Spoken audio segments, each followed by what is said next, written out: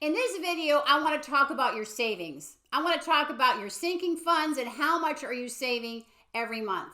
Because I have realized that most people create a spending plan and they don't have a savings plan. So I would like to encourage you to flip that upside down and figure out how you can save first and spend second.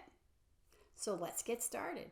It is important that you decide ahead of time how much money you want to save.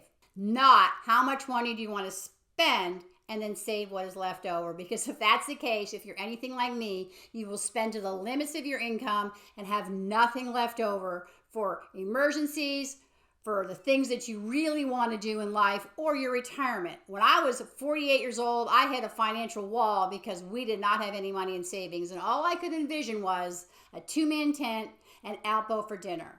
So I went to work and I created a savings plan and I ditched a spending plan. And as a result, I'm able to live my dream life on a lake. So let's talk about those savings. You can save for multiple things at one time, sinking funds. One thing that you need to save for, I shouldn't say you need, you should, is your emergency fund. What if you lose your job? What if you get sick? How do you pay your bills? My recommended emergency fund is 12 months. Start with 1 month, work your way up to 12. It's not going to happen overnight, might not even happen in 2 years, but eventually get yourself a 12-month emergency fund. Because as we all learned with COVID, you might not be able to work for 12 months. First thing to save for. But the other things you want to save for, your college, vacations, renovations. Maybe you want to save for some weddings.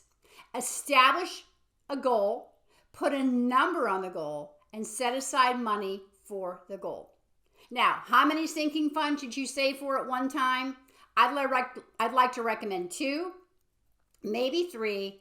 If you do any more than that, your money is spread out too thin and it just seems to take forever and you lose your momentum and you're frustrated and you're like, heck with it. Or you could save for one thing at a time. If you want to go on that Disney vacation, then start saving that money. So the question I'm asked all the time is, Jane, how much should I save? How do I know how much to save each month? Well, let's say you want to go to Disney and your vacation it's going to cost $3,600 and you want to go a year from now.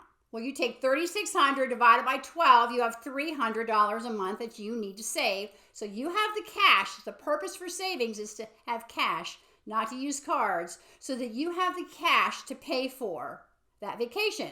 Now, that might not be too much for you. You're like, whoa, I don't have $300 a month to save for that vacation. Then back it off. Maybe go in 18 months. Maybe go in 2 years. If you go in 2 years, you only have to save $150 a month.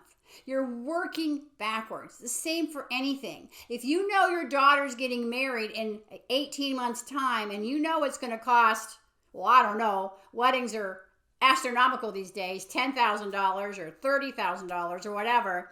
Divide that by how many months it is to the wedding, and that's how much money you need to save each month.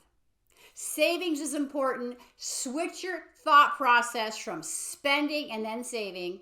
Create yourself a savings plan. I promise you, your future self will thank you.